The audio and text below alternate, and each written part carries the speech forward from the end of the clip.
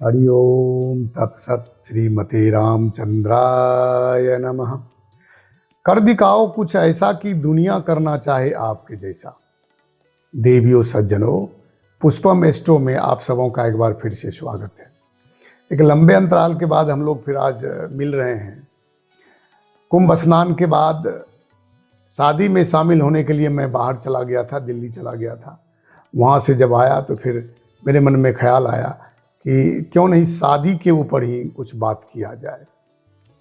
अभी शादी का मुहूर्त भी चल रहा है, लगन भी चल रहा है और इसकी जानकारी सारे लोगों को हो तो अच्छा है कि आखिर शादी कैसे होती है, किन ग्रहों के सहयोग से, किन ग्रहों के मेल से शादी होती है।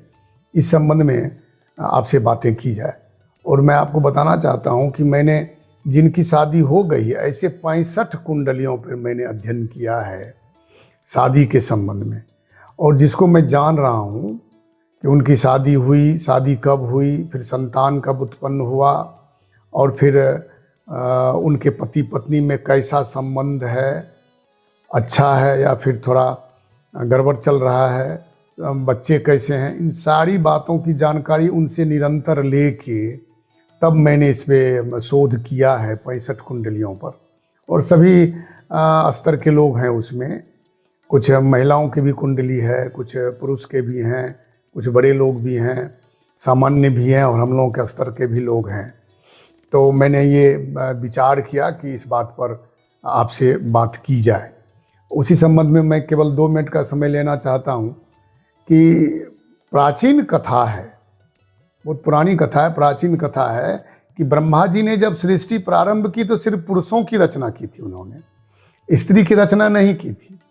और जब पुरुष की रचना उन्होंने की, सृष्टि का निर्माण किया, पुरुष के निर्माण के बाद सब लोग जप तप ध्यान पूजा में लग जाते थे और फिर सहज रूप से मोक्ष को प्राप्त हो जाते थे। तो ब्रह्मा जी को बड़ी परेशानी होने लगी सृष्टि करने में। तो उन्होंने भूत भावन भगवान शिव की आराधना की, उनकी प्रार्थना की और विनती की। तो भगवान शिव ब्रह्मा जी के सामने प्रकट हुए। तो ब्रह्मा जी ने अपनी सृष्टि के संबंध में अपनी सारी परेशानी उनको बताया।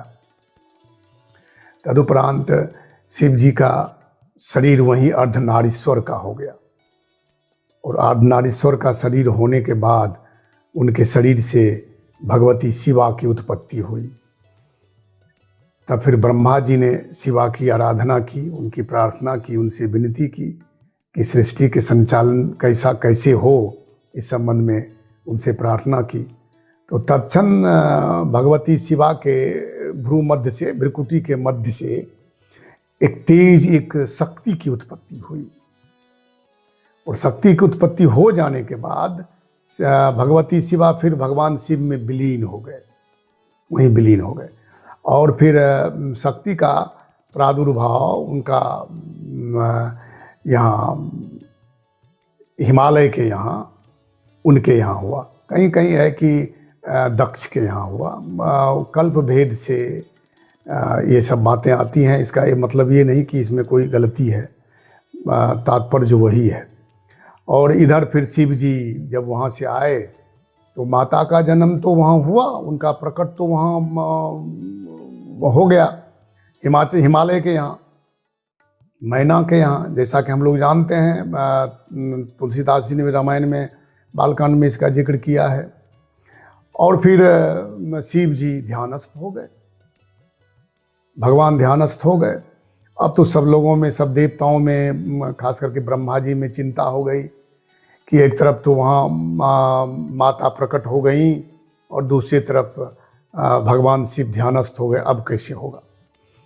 तो सब देवता लोग मिल के कामदेव के पास गए और कामदेव से उन्होंने कहा कि आप चल के भगवान शिव के को प्रसन्न करिए, उनकी समाधि को भंग करिए। तो शुरू में तो प्रारंभ में कामदेव को भय हुआ, लेकिन लोकहित के लिए उनको जाना पड़ा। बसंत ऋतु के साथ हो गए थे। कहीं कहीं ये जिक्र भी आता है कि शनि महाराज भी उनके साथ गए थे भगवान शिव के समाधि को तोड़ने के लिए। तो फिर तरह तरह से उन पर प्रभाव डाल के भगवान शिव जी का ध्यान को तोड़ा गया। इस तरह कामदेव के अथक प्रयास के बाद भगवान शिव का ध्यान तो टूटा, लेकिन ध्यान के साथ उनकी क्रोधाग्नि भी प्रज्वलित हो गई और उनके त्रिनेत्र से कामदेव भस्म हो गए।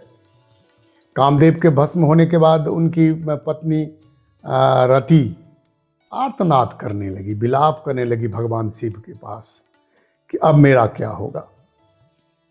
तो उनके आर्तनाद से, उनके प्रार्थना से भगवान शिव पुनः प्रसन्न हुए और उन्होंने रति को वरदान दिया कि कामदेव अनंग रूप से सभी के हृदय में वास करेंगे, अनंग रूप से।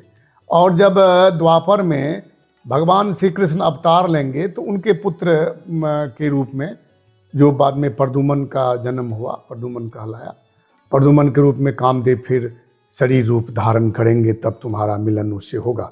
लेकिन इस बीच अनंग रूप में कामदेव सबके हृदय में वास करेंगे। और जब कामदेव के रूप में सबके हृदय में वास करने लगे कामदेव काम के रूप में, तो स्वाभाविक है स्त्री और पुरुषों के बीच आकर्षण हुआ, परस्पर आकर्षण बढ़ता चला गया और फिर वैवाहिक संस्था यहीं से प्रारंभ हुई। तो इसमें जो हम लोग देखते हैं कि 8 तरह की शादी होती है, विवाह। ब्रह्म, दैव, आर्ष, प्रजापत्य, असुर, गंधर्व, राक्षस और पैशाच। पहले ये आठों तरह से शादी होती थी, विवाह होता था। लेकिन अभी अपने यहाँ अपने समाज में 2 तरह का शादी का प्रचलन है। एक है ब्रह्म का, दूसरा है गंधर्व का। तो ब्रह्म विवाह जिसको हम लोग कहते हैं कि अरेंज मैरिज, कि लड़की के पिताजी और उनके परिजन लड़का को ढूंढने जाते हैं, फिर लड़का को पसंद करके फिर शादी होती है, तो इसको अरेंज कहते हैं। और फिर गंधर्व विवाह का भी प्रचलन अभी ज़्यादा हो रहा है पहले से। प्रत्यक्ष या परोक्ष रूप से लड़का लड़की स्वयं अपना पसंद से तय करते हैं शादी करना, और बाद में उसके गार्जियन, माता पिता या और परिजन मिल के शादी करते हैं। तो ये दोनों हो गया, गंधर्व भी हो गया और ब्रह्म भी हो गया। मतलब गंधर्व विवाह भी हो गया, लव मैरिज भी हुआ और अरेंज मैरिज भी हो गया। इस तरह ये प्रचलित है। और विवाह जो है ये एक पवित्र संस्था बनता चला गया।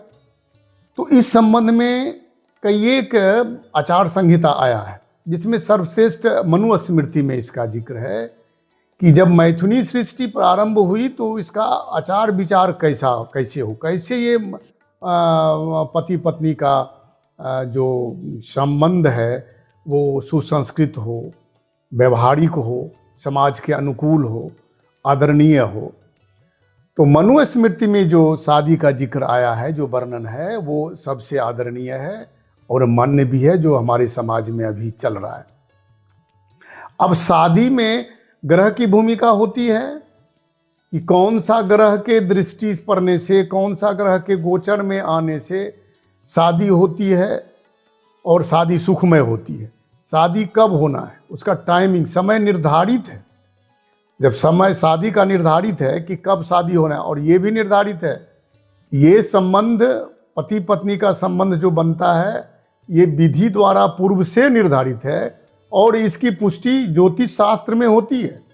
ज्योतिष शास्त्र में इसकी पुष्टि होती है कि अमुक लड़की का पति कैसा होगा और किधर होगा, कैसा होगा, उसका व्यवहार कैसा होगा, संबंध कैसा होगा, कितने बच्चे होंगे, और बच्चे होंगे तो कैसे होंगे। ये पुष्ट दर पुष्ट एक ही कुंडली में, कुंडली के 12 घर से दादा का, दादी का, नाना का, नानी का, पति का, पत्नी का, पुत्र का, पुत्री का, मामा का, मामी का, सभी सगे संबंधियों का इससे विचार किया जा सकता है, बशर्ते कि ज्योतिष देखने वाला और देवज्ञ जो है उस पर विचार करे, उसको देखे, इसके लिए समय भी मिले। और शादी में अभी जो सबसे बड़ी बात हो रही है कि माता पिता को जो चिंता होती है शादी के संबंध में, उससे कहीं ज़्यादा चिंता अब लड़कों को और लड़कियों की हो रही है कि मेरा पति कैसा होगा, कौन सा काम करता होगा, उससे हमारा संबंध कैसा होगा, इन तमाम बातों पर तो हम आज यहाँ तक इसको रखते हैं। और आगे से अब बारी बारी से समय के बारे में या फिर उसके आगे के संबंध में आपसे हम चर्चा करेंगे। बहुत बहुत धन्यवाद।